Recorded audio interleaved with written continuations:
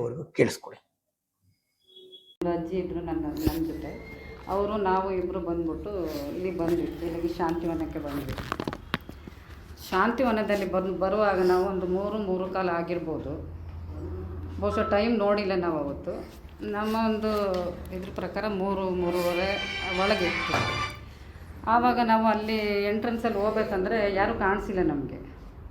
ಅಲ್ಲಿ ಗಿಡ ಮರಗಳೆಲ್ಲ ಒಳಗಡೆ ಇದ್ವಲ್ಲ, ಅಲ್ಲಿ ಒಳಗಡೆ ಹೋಗ್ಬೇಕಾಗಿತ್ತು ಅಂತ ಅನಿಸುತ್ತೆ. ಬಟ್ ನಾವು ಹೋಗಿಲ್ಲ, ಯಾಕಂದರೆ ನಾವಿಬ್ಬರೇ ಇದ್ದಿದ್ದು, ಅದರಿಂದ ಒಳಗಡೆ ಹೋಗಿಲ್ಲ. ಇಲ್ಲಿ ಯಾರು ಹೊರಗಡೆ ಬರುವಾಗ ಅವ್ರನ್ನ ವಿಚಾರಿಸೋಣ ಅಂತ ಹೇಳ್ಬಿಟ್ಟು ಮಳೆ ಬರ್ತಾಯಿದ್ದ ಕಾರಣ ನಾವು ಅದರ ಆಪೋಸಿಟ್ ಬಸ್ ಸ್ಟ್ಯಾಂಡಲ್ಲಿ ಕೂತ್ಕೊಂಡ್ವಿ. ಅಲ್ಲಿ ನೆನೆದೇ ಇರಲಿ ಅನ್ನೋ ಒಂದು ಉದ್ದೇಶದಿಂದ ಅಲ್ಲೋಗಿ ಕೂತ್ಕೊಂಡ್ವಿ. ಮತ್ತೆ ಕಡಿಮೆ ಆದಾಗ ನಾವು ಆ ಕಡೆ ಈ ಕಡೆ ಓಡಾಡೋದು ಮತ್ತು ಯಾರು ಬರ್ತಾರೆ ಯಾರನ್ನ ಕೇಳೋದು ಅಂತ ನೋಡ್ತಾಯಿದ್ವಿ. ನಾವು ಈ ಥರ ಕೂತ್ಕೊಂಡಿರ್ಬೇಕಾದ್ರೆ ಒಂದು 3:45 ಅಥವಾ 3:50 ಸಮಯದಲ್ಲಿ ಎರಡು ಬೈಕ್ ಬಂದವು. 2 ಬೈಕಲ್ಲಿ, ಒಂದು ಬೈಕಲ್ಲಿ ಇಬ್ಬರು ಕೂತ್ಕೊಂಡಿದ್ವಿ, ಇನ್ನೊಂದು ಬೈಕಲ್ಲಿ ಒಬ್ಬರು ಇದ್ದರು, ಮತ್ತು ಇನ್ನೊಂದು ಬೈಕಲ್ಲಿ 3 ಜನ ಇದ್ದರು. ಅವ್ರು 3 ಜನ ಬಂದ್ಬಿಟ್ಟು ಇವ್ರ ಹತ್ರ ಏನೋ ಮಾತಾಡ್ಬಿಟ್ಟು ಹೊರಟೋಗ್ಬಿಟ್ರು ಒಂದು ಬೈಕು. ಬಟ್ ಆಮೇಲೆ ಏನಾಯಿತು, ಒಂದು ಆಟೋ ಬಂತು. ನಾವು ಅಲ್ಲೇ ಕೂತ್ಕೊಂಡಿರ್ಬೇಕಾದ್ರೆ ಅವರೆಲ್ಲ ಸೇರಿಕೊಂಡು ಆಪೋಸಿಟ್, ನಾವು ಇಲ್ಲಿ ಬಸ್ ಸ್ಟ್ಯಾಂಡಲ್ಲಿ ಕೂತಿದ್ವಿ, ಅದ್ರ ಎದುರುಗಡೆ ಆ ಕಡೆ ಒಂದು ಕಾಲ್ದಾರಲ್ಲಿ ಅವ್ರು ಹೋಗ್ತಾಯಿದ್ರು, ಹೋಗಿ ಬರೋದು ಮಾಡ್ತಾಯಿದ್ರು. ಎಲ್ಲಿ ಅಂದರೆ ಅಲ್ಲಿಂದ ಸುಮಾರು ಒಂದು 200 ಫೀಟ್ಸ್ ಏನೋ ಇರ್ಬೋದು ಅಲ್ಲಿಗೆ, ಏನು ಒಂದು ಡಿಸ್ಟೆನ್ಸು. ಅಲ್ಲಿಂದ ಅಲ್ಲಿಗೆ ಓಡಾಡೋದು, ಬೈಕಲ್ಲಿ ಈ ಕಡೆ ಬರೋದು, ಹಂಗೆ ಮಾಡೋದೆಲ್ಲ ಅವರು ಮಾಡ್ತಾಯಿದ್ರು. ಸರಿ, ನಾವು ಅವ್ರನ್ನ ಕೇಳೋದ ಅಂತ ನಾವು ನೋಡ್ತಾಯಿದ್ವಿ. ಬಟ್ ಅವರೇ ಬಂದರು ನಮ್ಮ ಹತ್ರ. ಅವರೇನು ಅಂದರೆ ಅವ್ರ ಭಾಷೆಯಲ್ಲಿ ಏನೇನೋ ಮಾತಾಡಿಕೊಂಡು ಅವರೇ ನಮ್ಮ ಹತ್ರ ಬಂದರು. ಅದರಲ್ಲಿ ಒಬ್ಬ ಯಾರು ಅಂದರೆ ತೊದಲಿಸ್ಕೊಂಡು ಮಾತಾಡ್ತಿದ್ದವನು. ಅವ್ರು ಬಂದ್ಬಿಟ್ಟು, ಆಂಟಿ ನೀವು ಇದೇ ಥರ ಮಾತಾಡಿದ್ದು ನಮ್ಮ ಹತ್ರ. ಎಲ್ಲ ಮಾತನ್ನು ಇದೇ ಥರ, ಫಸ್ಟು ಸ್ಟಾರ್ಟಿಂಗ್ ವರ್ಡಲ್ಲೇ ಒಂದು ಅಕ್ಷರವನ್ನು ತೊದಲು ಮಾಡೋದು, ಮತ್ತು ಇದೇ ರೀತಿ ಮಾತಾಡಿಸ್ಕೊಂಡು ನೀವು ಎಲ್ಲಿಂದ ಬಂದಿದ್ದೀರಿ ಅನ್ನೋದನ್ನು ಕೇಳಿದೆ ನಮಗೆ. ಯಾಕಪ್ಪ ನಿಮಗೆ ಏನು ಅಂತ ಹೇಳಿದ್ರು. ನಾನು ಆಟೋ ಇತ್ತಲ್ಲ ಅದಕ್ಕೇನು ಕರೀತಿದ್ದಾರೆ ಅಂತ. ಇಲ್ಲ, ನಾವಿಲ್ಲಿ ಪ್ರಕೃತಿ ಚಿಕಿತ್ಸಾಲಯ ಅಂತ ಇದೆಯಲ್ಲ ಇಲ್ಲಿಗೆ ನಾವು ಒಂಚೂರು ಡಾಕ್ಟ್ರ್ ನೋಡಲಿಕ್ಕೆ ಬಂದಿದ್ದೀವಿ ಅಂತ ಹೇಳಿದ್ವಿ. ಅದಕ್ಕೆ ಡಾಕ್ಟ್ರು ಈಗ ಇಲ್ಲವಲ್ಲ ಇಲ್ಲಿ, ನೀವು ಯಾಕೆ ಕಾಯ್ತಾ ಕೂತಿದ್ದೀರಾ? ಅವ್ರದ್ದೇ ಆದ ಭಾಷೆಯಲ್ಲಿ, ನೀವು ಯಾಕೆ ಇಲ್ಲಿ ಕಾಯ್ತಾ ಕೂತಿದ್ದೀರಾ? ಡಾಕ್ಟ್ರು ಇಲ್ಲಿಲ್ಲ, ನೀವು ಇನ್ನೂ ಬೇಕಾದಷ್ಟು ಪ್ರಕೃತಿ ಚಿಕಿತ್ಸಾಲಯಗಳಿದೆ, ಅಲ್ಲಿ ಎಲ್ಲ ಹೋಗಿ ತೋರಿಸ್ಕೋಬೋದಲ್ಲ ಅಂತ ತೊದಲು ನೋಡಿಲ್ಲ ಅವ್ನಿಗೆ ಹೇಳ್ದೆ.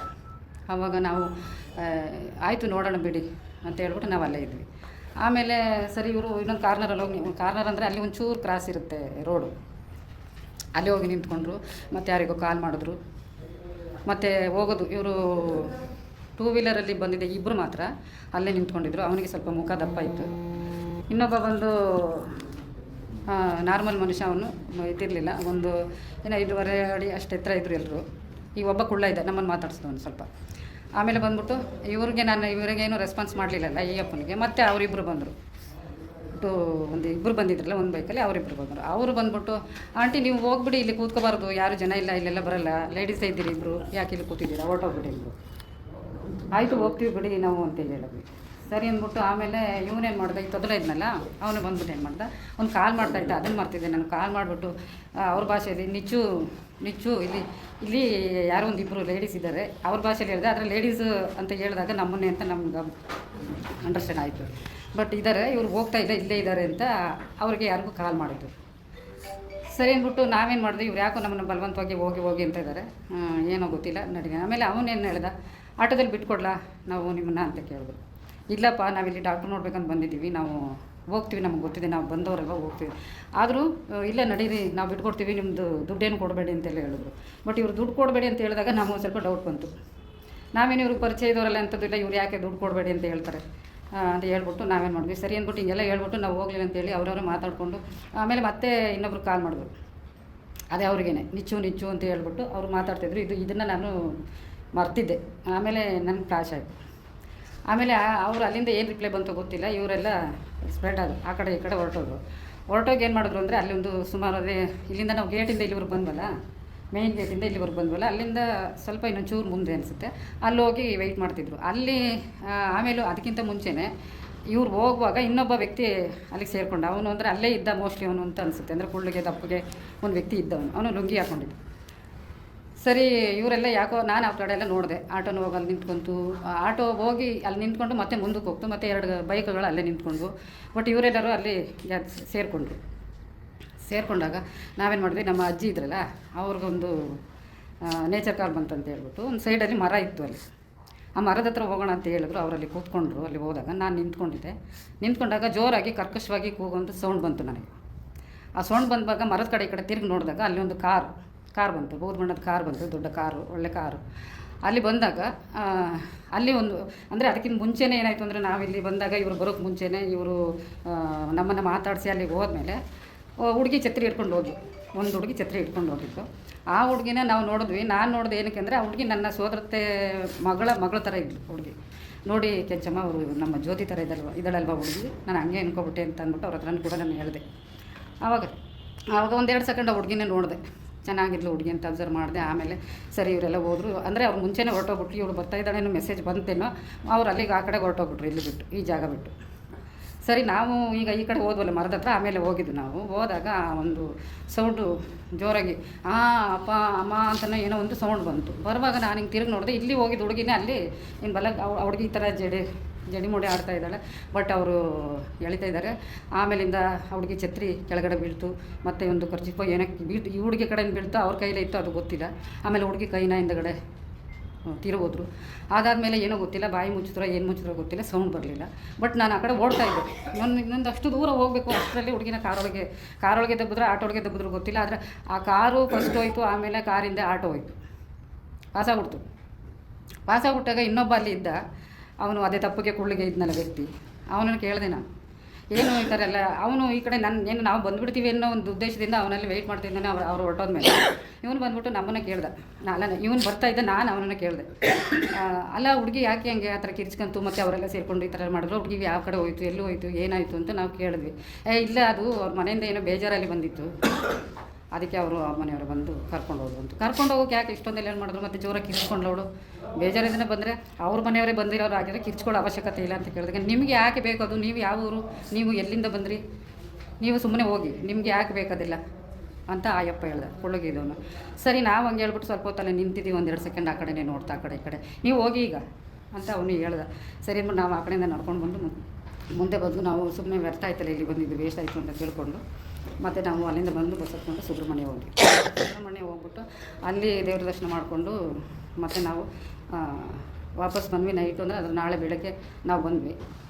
9ನೇ ತಾರೀಕಿದ್ದು ಇದು ನಡೆದಿದ್ದು 9ನೇ ತಾರೀಕಲ್ಲಿ. ಮತ್ತು 10ನೇ ತಾರೀಕು ನಾವು ಆಲ್ರೆಡಿ ಮಂಡ್ಯದಲ್ಲಿದ್ವಿ. ಆವಾಗ ಅಲ್ಲಿಂದ ಬರೋ ಅಷ್ಟರಲ್ಲಿ ನಾವೇನು ತಿಳ್ಕೊಂಡ್ವಿ ಅಂದರೆ, ಅದು ಏನಾಯಿತು ಏನೋ, ಅಲ್ಲಿ ಬಸ್ಸಲ್ಲಿ ಕೂತ್ಕೊಂಡು ಸ್ವಲ್ಪ ಹೊತ್ತು ಅದ್ರ ಬಗ್ಗೆ ಥಿಂಕ್ ಮಾಡಿದ್ವಿ.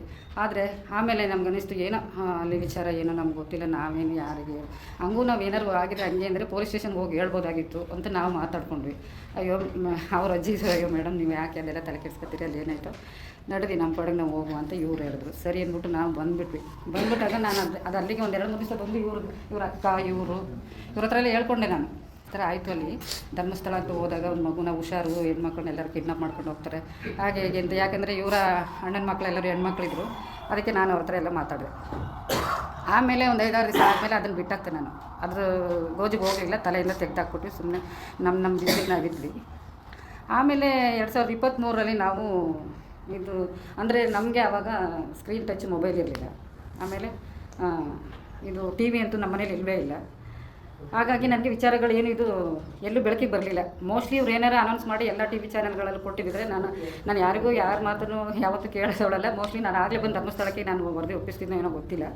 ಬಟ್ ಇದನ್ನೆಲ್ಲ ನನಗೆ ಯಾವುದು ಗೊತ್ತಾಗ್ದಂಗೆ ಆಯಿತು, ನಡುವೆ ಪರದೆ ಹೇಳ್ದಂಗೆ ಆಯಿತು. ಆಮೇಲೆ 2023 ಇವರು ಸರ್ ಇದೆಲ್ಲ ಕೊಟ್ಟಾಗ ಮತ್ತು ಯಾವುದೇ ಚಾನಲಲ್ಲಿ ಈ ಥರ ಎಲ್ಲ ಬಂದಾಗ, ಹೌದು ಈ ಹುಡುಗಿನ ನನಗೆ ಫ್ಲಾಶ್ ಆಯಿತು. ಅವತ್ತು ನಾವು ಹೋಗಿದ್ವಿ. ಯಾಕೆ ಅವತ್ತು ಹೋಗಿದ್ವಿ ಅಂದರೆ, ಅವತ್ತು ನಮ್ಮ ತಂದೆ ಯಾವತ್ತೂ ಪ್ರತಿ ವರ್ಷವೂ ಹೋಗ್ತಾಯಿದ್ರು ಧರ್ಮಸ್ಥಳಕ್ಕೆ. ಅದಕ್ಕೆ ನಾನು ಆವತ್ತು ನಮ್ಮ ತಂದೆದು ಇದು ಒಂದು ಸತ್ತ 1 ವರ್ಷಕ್ಕೊಂದು ಸಾರಿ ಏನೋ ಮಾಡ್ತಾರಲ್ಲ, ಅವತ್ತಿನ ದಿವಸ ಅಲ್ಲಿಗೆ ನಾನು ಹೋಗಿದ್ದೆ. ನಮ್ಮ ತಂದೆ ಹೆಸರು ಏನೇನೋ ಒಂದು ಕಾಣಿಕೆ ಆಗ್ಬೇಕಂತ. ಆಗ ಅದನ್ನು ಮುಗಿಸ್ಕೊಟ್ಟೆ. ಆಮೇಲೆ ಆ ಥರ ಅದು ನೆನಪು ನನಗೆ ಚೆನ್ನಾಗಿದೆ. 8ನೇ ತಾರೀಕು ನಾನು ಹೋಗಿದ್ದು, 9ನೇ ತಾರೀಕಲ್ಲಿದ್ದು, 10ನೇ ತಾರೀಕು ನಾವು ವಾಪಸ್ ಬಂದ್ವಿ ಅಂತ. ಸರಿ, ಅಷ್ಟಾದಮೇಲೆ ಇದೆಲ್ಲ ಚಾನಲ್ಗಳಲ್ಲೇ ಹುಡುಗಿನ ಫಸ್ಟ್ ನೋಡಿದೆ ನಾನು. ಹುಡುಗಿನ ನೋಡುವಾಗ ನನಗೊಂದು ಫ್ಲ್ಯಾಶ್ ಬ್ಯಾಕ್ ಹೋದೆ. ನಾನು ಹೋಗುವಾಗ ಈ ಜಾಗ ಅದು ಅವತ್ತು ನಾವು ನೋಡಿದ ಹುಡುಗಿ ಇದೇನೆ. ಅವತ್ತು ಆ ಮಾತಾಡಿದ ಮನುಷ್ಯ ಅದು ಎಲ್ಲೋ ಯಾರ ಹತ್ರನೋ ಒಂದು ಚಾನಲಲ್ಲಿ ಇಂಥದ್ದು ಯೂಟ್ಯೂಬಲ್ಲಿ ಅವನು ತೊದಸ್ಕೊಂಡು ಮಾತಾಡ್ತಿದ್ದದನ್ನು ನಾನು ಚೆನ್ನಾಗಿ ಮಂದಕ್ಕೆ ಮಾಡಿಕೊಂಡೆ. ಈತನೇ ನಮ್ಮನ್ನು ಬಂದು ಮಾತಾಡಿಸ್ತಾ. ಆಮೇಲೆ ದಪ್ಪ ಮುಖ ಇದ್ದನು ಬಂದು ಮಾತಾಡಿಸ್ತಾ. ಆಮೇಲೆ ನಿಚ್ಚು ಅಂತ ಹೇಳಿದವನು ಕಾರಿಂದ ಹಿಡಿದವನು ಟಿಪ್ ಟಾಪಾಗಿ ಹಿಂಗೆ ಇದೆಲ್ಲ ಇನ್ಶರ್ಟ್ ಮಾಡಿಕೊಂಡು ಈ ಕಾರಿಂದ ಇಳಿದಿದ್ದಷ್ಟೇ, ಆಮೇಲೆ ಅವ್ನು ಹತ್ಕೊಂಡಿದ್ದಷ್ಟೇ, ಇಷ್ಟೆಲ್ಲ ನೋಡಿದ್ವಿ ಅಷ್ಟೇ. ಅದನ್ನೆಲ್ಲ ನೋಡಿದಾಗ ನನಗೆ ಆವಾಗ ಅನ್ನಿಸ್ತು, ಈ ಹುಡುಗಿ ಕೊಲೆ ಆಗಿದೆ, ಅತ್ಯಾಚಾರ ಆಗಿದೆ, ನಾವಲ್ಲಿ ನೋಡಿದ್ವಿ ಇದೇ ಹುಡುಗಿನ ಅಂತ ನನಗೆ ಫ್ಲಾಶ್ ಆಯಿತು. ಆಗ ಏನು ಮಾಡೋದಿದ್ದು, ನಾವು ನೋಡಿದ್ದೀವಲ್ಲ, ಇವರು ಇಷ್ಟು ಜನನು ಬಂದು ಮಾತಾಡ್ಸಿದ್ರು ನಮ್ಮನ್ನು, ನಾವು ನೋಡಿದ್ದೀವಿ, ಎಲ್ಲೋಗಿ ಹೇಳಬೇಕು, ಏನು ಮಾಡಬೇಕು ಅಂತ ನನ್ನ ಮನಸ್ಸು ಭಾಳ ನೋವಾಯ್ತಿತ್ತು. ಆಮೇಲೆ ನಿದ್ರೆ ಬರ್ತಾ ಇರಲಿಲ್ಲ ನನಗೆ. ಅದನ್ನು ನಾನು ಯಾವತ್ತೂ ಮೊಬೈಲ್ ಜಾಸ್ತಿ ನೋಡದೇ ಇದ್ದಳು, ಆವಾಗ ಅದನ್ನು ನೋಡೋಕ್ಕೆ ಸ್ಟಾಪ್ ಮಾಡಿದೆ ದಿನನಿತ್ಯ. ಆಮೇಲೆ ಕಂಟಿನ್ಯೂ ಮಾಡಿದೆ ಇದನ್ನು ನೋಡಲಿಕ್ಕೆ. ತುಂಬಾ ಬೇಜಾರಾಯಿತು ನನಗೆ, ಯಾವ್ಯಾವ ರೀತಿ ಇವ್ರು ಮಾಡಿದ್ರಲ್ಲ ಅದನ್ನೆಲ್ಲ ನೆನೆಸ್ಕೊಂಡು ತುಂಬಾ ದುಃಖ ಆಯಿತು ನನಗೆ. ಏನು ಮಾಡೋದು ಅಂತ ಕಾಯ್ತಾಯಿದ್ದೆ. ಅಷ್ಟರಲ್ಲಿ ಸರ್ ಒಡನಾಡಿ ಇದರಿಂದ ಒಂದು ಎರಡು ಕೊಟ್ಟಿದ್ರು, ಯಾರಾದರೂ ಭಾಗವಹಿಸ್ಬೋದು ಅಂತ. ಹೌದು, ನಾನು ಅಲ್ಲಿ ಹೋಗಿ ಮಾತಾಡಬೇಕು ಅಂತ ಅಲ್ಲಿ ಹೋದೆ. ಆವಾಗ ನೀವೇನು ಮಾತಾಡಬೇಡಿ, ಏನು ವಿಷಯ ಹೇಳಿ ಅಂತ ಕೇಳಿದಾಗ ಇವ್ರ ಹತ್ರ ನಾನೆಲ್ಲ ಹೇಳ್ಕೊಂಡೆ. ಆಮೇಲೆ ಇದೆಲ್ಲ ಇಷ್ಟೆಲ್ಲ ನಡೀತಾ ಇದೆ, ನೀವು ಹೋಗಿ ಎಲ್ಲ ಕಡೆ ಪ್ರಚಾರ ಮಾಡ್ಕೊಳಕ್ಕೆ ಹೋದರೆ ನೀವು ಉಳಿಯಲ್ಲ, ಇಷ್ಟೆಲ್ಲ ಆಗಿದೆ, ನೀವು ಹೋಗಿ ನೋಡೋಣ ಮುಂದೆ ಏನಾಗುತ್ತೆ ಅಂತ ಅವ್ರು ನನ್ನನ್ನು ಕಳಿಸ್ಬಿಟ್ರು. ನನಗನ್ನಿಸ್ತು ಅವಾಗ ಇವ್ರಿಗೆ ಯಾರಿಗೂ ನನ್ನ ಮೇಲೆ ನಂಬಿಕೆ ಬಂದಿಲ್ಲ ಅಂತ ನನಗೊಂದು ಮೂಲೆಯಲ್ಲಿ ಅನ್ನಿಸ್ತು ಅವತ್ತು. ಆವಾಗ ಇರಲಿ ಬಿಡು ಅಂದರೆ ಇವತ್ತಿನ ಕಾಲ ಇದೇನೆ, ಸತ್ಯ ಯಾರು ಕಂಡ್ರು ಕಾಣಲ್ಲ ಅಂತ ಇರಬೇಕು, ಕಂಡಿಲ್ಲ ಅಂತ ಇರಬೇಕು. ಅಂಥ ಪರಿಸ್ಥಿತಿಲಿ ನಾನೊಬ್ಳು ಬಂದು ಹೇಳಿದಾಗ ಇವರು ಇದನ್ನು ಅಷ್ಟೊಂದು ಇದು ಮಾಡ್ತಾಯಿಲ್ಲ ಅಂದಾಗ ಏನು ಮಾಡೋಕ್ಕಾಗಲ್ಲ ಅಂತ ನಾನು ಬಂದೆ. ಆಮೇಲೆ ಬಂದ ಮೇಲೆ ನಮ್ಮ ಪಾಡನ್ನ ಸುಮ್ಮನಿದ್ವಿ. ಅದು ಇತ್ತೀಚೆಗೆ ಇವಾಗ ಹಿಂಗೆಲ್ಲ ಆಗ್ತಾ ಇರಬೇಕಾದ್ರೆ SIT ರಚನೆ ಆಗಿದೆ, ಹಿಂಗೆಲ್ಲ ಮಾಡುವಾಗ ಭಯ ಏನೂ ಇರೋದಲ್ಲ. ಇವಾಗ ಒಂದು ವೇಳೆ ಹಂಗೆ ಭಯ ಇದ್ದರೂ ಕೂಡ ಸತ್ಯನ ಮರೆಮಾಚೋದ್ರಲ್ಲಿ ಏನೂ ಅರ್ಥ ಇಲ್ಲ. ನಾವಾದರೂ ಎಷ್ಟು ದಿವಸ ಬದುಕಿರ್ತೇವೆ ಇಲ್ಲಿ. ಇಂಥ ಒಂದು ಘಟನೆಯನ್ನು ಬೆಳಕಿಗೆ ತರುವಾಗ ನಾವು ಅದರಿಂದ ನಮಗೊಂದು ಸಾವಾದರೂ ಅಥವಾ ಇನ್ನೊಂದಾದರೂ ಅದ್ರಲ್ಲಿ ಭಯ ಪಡುವಂಥದ್ದು ಏನೂ ಇಲ್ಲ. ಯಾಕಂದರೆ ನಮ್ಮ ಕರ್ತವ್ಯಗಳೆಲ್ಲ ಮುಗಿದಿದೆ. ಈಗ ಇನ್ನೂ ಭಯಪಡೋ ಅವಶ್ಯಕತೆ ಇಲ್ಲ. ಇಂಥದ್ದನ್ನು ನೋಡಿರೋರೇ ಇದೇ ಒಂದು ಕಾರಣದಿಂದ ಎಲ್ಲವೂ ಹೈಡಾಗ್ತಾ ಇರೋದು. ಯಾಕೆ ಹೇಳಿ, ಸತ್ಯ ಗೊತ್ತಿದ್ರೂ ದೊಡ್ಡ ದೊಡ್ಡ ವ್ಯಕ್ತಿಗಳೆಲ್ಲ ಇದನ್ನು ಮುಚ್ಚಾಕ್ತಾ ಇರೋ ಕಾರಣ ಇದೆ. ನಾವು ಮುಂದೆ ಹೋದರೆ ಏನಾಗುತ್ತೋ, ಇಲ್ಲ ನಮಗೇನು ಸಿಕ್ಕರೆ ಅದ್ರಲ್ಲಿ ನಾವು ಇನ್ನೂ ಚೆನ್ನಾಗಿ ಬದುಕ್ಬೋದು. ಈ ಒಂದು ಮೆಂಟಾಲಿಟಿ ಇಟ್ಕೊಂಡಿರುವಂಥ ಚೀಪ್ ಜನಗಳು ಇವಾಗ ಇರೋದ್ರಿಂದ ಇದು ಯಾವುದೂ ಬೆಳಕಿಗೆ ಬರ್ತಾಯಿಲ್ಲ. ಇದನ್ನು ನಾನು ಏನು ಸರ್ಕಾರದ್ರು ಬಂದಿದ್ದರು, ನಾನು ಹೇಳ್ಕೊಂಡೆ. ಇಷ್ಟರಲ್ಲಿ ಏನು ಇದು ಸತ್ಯ ನಾನು ಹೇಳ್ತಾ ಇದ್ದೀನಿ. ಯಾಕಂದರೆ ನಾನು ಯಾವತ್ತೂ ಯಾರ ಮುಂದೆನೂ ಎಲ್ಲ ಹೋಗಿ ಯಾವ್ದ್ರಲ್ಲೂ ಭಾಗವಹಿಸಿಲ್ಲ. ಇದೊಂದು ಘಟನೆ ನೋಡಿದಾಗ, ಇದೆಲ್ಲ ಬೆಳಕಿಗೆ ಬಂದಾಗ ಇದನ್ನು ಸುಮ್ಮನೆ ಬಿಡಬಾರ್ದು, ಇದನ್ನು ಹೇಳಬೇಕು ಅಂತ ನನ್ನ ಮನಸ್ಸು ತುಂಬಾ ಅಡಿಕ್ಟ್ ಆಗಿಬಿಟ್ಟಿದೆ, ಸೇರ್ಕೊಂಬಿಟ್ಟಿದೆ ಅದರೊಳಗೆ. ಇದನ್ನು ಮಾಡಬೇಕು ಅಂತ, ಇದನ್ನು ಹೇಳ್ಬೇಕು ಅಂತ. ಅದರಿಂದ ಮತ್ತು ನನಗೆ ಇದರಿಂದ ಯಾವ ಲಾಭವೂ ಇಲ್ಲ. ಮತ್ತು ಇನ್ನೊಂದು ನೀವು ಯಾರು ನನಗೆ ಗೊತ್ತಿಲ್ಲ, ಸರ್ರು ಗೊತ್ತಿಲ್ಲ, ಇವರು ಗೊತ್ತಿಲ್ಲ, ಯಾರೂ ಗೊತ್ತಿಲ್ಲ. ನಾನು ತಿಳುವಳಿಕೆ ಇಲ್ದವಳು ಅಲ್ಲ. ಜೊತೆಗೆ ಇಂಥ ಘಟನೆಗಳ ಬಗ್ಗೆ ಹೋದರೆ ಏನಾಗುತ್ತೆ, ಹೆಂಗಾಗ್ಬೋದು ಅನ್ನೋದು ಗೊತ್ತಿರುತ್ತೆ ನನಗೆ. ಆದರೂ ಸಹ ಇಂಥವೆಲ್ಲ ಹಿಂಗೆ ಆಗ್ತಾ ಇರೋದಕ್ಕೆ ನಮ್ಮ ಹೆಣ್ಣುಮಕ್ಕಳಿಗೆ ಉಳಿಗಾಲ ಇಲ್ಲ. ಮುಂದಿನ ಪೀಳಿಗೆಗಾದರೂ ಇಂಥ ಘಟನೆಗಳು ನಡೀಬಾರ್ದಲ್ಲ. ಅದಕ್ಕೆ ಇದೊಂದು ಎಲ್ಲ ಈ ಒಂದು ವಿಚಾರನ ಎಲ್ಲರ ಮುಂದೆ ಬಹಿರಂಗವಾಗಿ ಇದನ್ನು ಬಿಚ್ಚಬೇಕು ಅನ್ನೋ ಒಂದು ಮನಸ್ಸಿದೆ ನನಗೆ. ದಯವಿಟ್ಟು ತಾವೆಲ್ಲರೂ ಇದೆಲ್ಲ ಸಹಕರಿಸಿ ಇದನ್ನು ಒಂದು ಬೆಳಕಿಗೆ ತರಕ್ಕೆ ಆಸ್ಪದ ಮಾಡಿಕೊಡ್ಬೇಕು ಅಂತ ತಮ್ಮಲ್ಲೆಲ್ಲ ಕಳಕಳಿಯಿಂದ ಕೇಳ್ಕೊತೀನಿ. ನಮಸ್ಕಾರ. SIT ಮುಂದೆ ಆಮೇಲೆ ಸರ್ ಬಂದಿದ್ದಾಗ SIT ಅವ್ರಿಗೆ ಕಾಲ್ ಮಾಡಿಕೊಟ್ರು. ನಾನು ಇದೇ ವಿಚಾರನ ಅವ್ರ ಹತ್ರ ಹೇಳಿದೆ, ಅಲ್ಲಿ ನಡೆದಿರೋ ಘಟನೆ ಏನಿದೆ ಇವಾಗ ಹೇಳಿದ್ನಲ್ಲ ತಮ್ಮ ಮುಂದೆ ಇವಾಗ ಇಷ್ಟೋ ತನಕ ಮಂಡಿಸಿದ್ನಲ್ಲ, ಆ ವಿಚಾರವನ್ನು ಅವ್ರ ಹತ್ರ ಎಳೆಯಾಗಿ ಬಿಚ್ಚಿಡ್ಬೇಕಾದ್ರೆ ಅದ್ರಲ್ಲಿ ಒಂದಿತ್ತು ಅಕ್ಟೋಬರ್ ಅಂತ ಹೇಳಕ್ಕೆ ಹೋಗಿ ಮಂತು ಒಂದು ಮಿಸ್ ಇದಾಗಿ ತಿಂಗಳು ಬದಲಾವಣೆ ಆಗ್ಬಿಟ್ಟಿದೆ. ಅಲ್ಲಿ ನಾನು ಅಕ್ಟೋಬರಲ್ಲಿ ಹೋಗಿದ್ದು, ಅದು 9/10 ಹೇಳಕ್ಕೆ ಹೋಗಿ 9 ಏನು ಹೇಳಿದೆ. ನಾವು 9ನೇ ತಾರೀಕಲ್ಲಿ ಅಲ್ಲಿ ಇದ್ದಿದ್ದು, ಬಟ್ ತಿಂಗಳು 9 ಹೇಳ್ಬಿಟ್ಟಿದ್ದೀನಿ. ಇದೊಂದೇ ಇದ್ದಿದ್ದು. ಇಲ್ಲ ಬೇರೆ ವಿಚಾರ ಎಲ್ಲ ಸಂಕ್ಷಿಪ್ತವಾಗಿ ಅವ್ರ ಹತ್ರ ಮುಂದೆ ಇಟ್ಟಿದ್ದೀನಿ. ಇದನ್ನು ಅವರು ಯಾವ ರೀತಿ ಅಕ್ಸೆಪ್ಟ್ ಮಾಡ್ಕೋತಾರೆ ಅಂತ ಗೊತ್ತಿಲ್ಲ, ಬಟ್ ಅದನ್ನು ಅಕ್ಸೆಪ್ಟ್ ಮಾಡ್ಕೊಳ್ಳೇಬೇಕು. ನಾನು ಎಲ್ಲಿ ಬೇಕಾದರೂ ಬಂದು ಸತ್ಯ ಹೇಳ್ತೀನಿ. ನಾನು ಇದನ್ನು ಮುಚ್ಚಿಡೋಕ್ಕೂ ಅಂತ ಯಾರಿಗೂ ಎದುರುಕೊಂಡಲ್ಲ, ಅಥವಾ ಅದನ್ನು ನನ್ನ ಮನಸ್ಸಿಗೆ ದ್ರೋಹ ಮಾಡಿ ನಾನು ಇಟ್ಕೊಳ್ಳೋಕ್ಕೂ ಆಗಲ್ಲ. ಅಥವಾ ಇಂಥ ವಿಚಾರಗಳಲ್ಲಿ ನಾನು ಎಲ್ಲೂ ಭಾಗಿಯಾಗಿಲ್ಲ. ಯಾವ ವಿಚಾರನೂ ನಾನು ಇಂಥದ್ದು ಇಷ್ಟರ ಮಟ್ಟಿಗೆ ನಾನು ಗಣನೆಗೆ ತಗೊಂಡಿದ್ದೂ ಇಲ್ಲ. ಇದರಲ್ಲಿ ಭಾಳ ಇದಿದೆ, ಇದರೊಳಗಡೆ ಆಳವಾಗಿ ಅಳೆದಷ್ಟು ಅದರೊಳಗಿಂದ ಈಚೆಗೆ ತೆಗೆಯುವಷ್ಟು ಸತ್ಯಾಂಶ ಅಡಗಿದೆ. ಅದನ್ನು ನಮ್ಮಂಥವ್ರು ನಿಮ್ಮಂಥವ್ರು ಎಲ್ಲರೂ ನಾನು ಮುಖ್ಯವಾಗಿ ಯಾವಾಗಲೂ ಹೇಳೋದೇನೆಂದರೆ, ಏನಾದರೂ ಒಂದು ವಿಚಾರ ಬಂದಾಗ ಇಂಥ ವಿಚಾರಗಳಲ್ಲಿ ಹೆಂಗಸರು ಎದ್ದು ನಿಲ್ಲಿ, ಹೆಣ್ಮಕ್ಳು ಬನ್ನಿ ಮುಂದೆ ಬನ್ನಿ ಅಂತ ಹೇಳ್ತಿರ್ತೀನಿ. ಇದಕ್ಕೆ ಎಲ್ಲರೂ ಕರೆ ಕೊಟ್ಟರೆ ಹೆಣ್ಮಕ್ಳು ಮುಂದೆ ಅಲ್ಲ, ಎಲ್ಲರೂ ನಿಂತ್ಕೊಳ್ಳೋಕ್ಕಾಗದೇ ಇರೋ ಸಾಧ್ಯ ಆದರೆ ನಮ್ಮಂಥವ್ರು ನಿಂತ್ಕೊಂಡ್ರೆ ಒಂದು ಪ್ರಗತಿ ಅತ್ತ ಸಾಗ್ಬೋದು ನಾವು ಅನ್ನೋ ಒಂದು ನಿಟ್ಟಿನಲ್ಲಿ ನಾನು ಎಲ್ಲ ಹೆಂಗಸರುಗಳು ಸೇರಿಕೊಂಡಿದ್ದನ್ನು ಮುಂದೆ ತರಬೇಕು, ಇಂಥ ವಿಚಾರಗಳನ್ನು ಮುಂದಿಡಬೇಕು ಅಂತ ನಾನು ಕೇಳ್ಕೊತೀನಿ. ಇಲ್ಲಿ ತಪ್ಪಿದರೆ ಕ್ಷಮಿಸಿ ನನ್ನನ್ನು. ಆದರೂ ಅನ್ಯತಾ ಯಾರೂ ಏನೂ ತಿಳ್ಕೊಬಾರ್ದು. ನಾನು ಸತ್ಯ ಹೇಳ್ತಾ ಇದ್ದೇನೆ. ನನಗೆ ಇಲ್ಲಿ ಯಾರೂ ಗೊತ್ತಿಲ್ಲ, ಯಾರ ಪರಿಚಯವೂ ಇಲ್ಲ, ಅಥವಾ ಅಲ್ಲಿ ಸೌಜನ್ಯ ಕಡೆಯವರು ನನಗೆ ಯಾರೂ ಗೊತ್ತಿಲ್ಲ. ಏರಿಯಾದು ಅದು ಹೊಸ ನೋಡಿ, ನಮ್ಮದು ನೇಟಿವ್ ಬಂದು ಮೂಡ್ಸೀಮೆ, ಎಡಮಾರ್ನಹಳ್ಳಿ, ಕನಕಪುರ ತಾಲೂಕು. ಅಲ್ಲಿಂದ ಬಂದು ಕಾರ್ಯನಿಮಿತ್ತ ಇಲ್ಲಿ ಮಂಡ್ಯದಲ್ಲಿ ನಾವು ನೆಲೆಯಾಗಿದ್ದೇವೆ. ಆದರೆ ಈ ನೆಲೆಯಾಗಿದ್ದರೂ ಕೂಡ ನಾವು ಯಾರು ರಾಜಕೀಯ ಪಕ್ಷದವ್ರ ಜೊತೆನೂ ಇಲ್ಲ, ಅಥವಾ ಇನ್ನೊಂದು ಹಣಸ್ಥರೋ ಅಥವಾ ಇನ್ನೊಬ್ಬರು ನಮ್ಗೆ ಸಪೋರ್ಟಿವ್ ಇಂಥವ್ರು ಯಾರು ನಮ್ಮ ಸಂಪರ್ಕ ಇಲ್ಲ. ನಾವಾಯಿತು, ನಮ್ಮ ಕೆಲಸ ಆಯಿತು, ನಮ್ಮದೇನಿದೆ ಅಷ್ಟೇ ನಾವು ನೋಡ್ಕೊಂಡಿರೋದು. ಬಟ್ ಇಲ್ಲಿ ಈ ಥರ ಒಂದು ದೈವ ಸನ್ನಿಧಿಗೆ ಅಂತ ಹೋಗ್ಬೇಕಾದ್ರೆ ಇಷ್ಟೆಲ್ಲ ಆಗಿರ್ಬೇಕಾದ್ರೆ ಅದು ಇಷ್ಟು ವರ್ಷದ ಮೇಲೆ ನನಗೆ 12 ವರ್ಷದ ಮೇಲೆ ನನಗೆ ಅದೆಲ್ಲ ಮರುಕಳಿಸಿ ಬಂದಾಗ ಅದು ನನಗೆ ನನ್ನ ಮನಸ್ಸನ್ನು ಆಟ್ಕೊಂಡಾಗ ನನಗೆ ಇದನ್ನು ಬಹಿರಂಗಪಡಿಸ್ಬೇಕು ಅಂತ ನನ್ನ ಮನಸ್ಸಲ್ಲಿ ಬಂದಿದೆ. ಅದರಿಂದ ನಾನು ಮುಕ್ತವಾಗಿ ತಮ್ಮ ಹತ್ರ ಎಲ್ಲ ಮಾತಾಡಿದ್ದೀನಿ.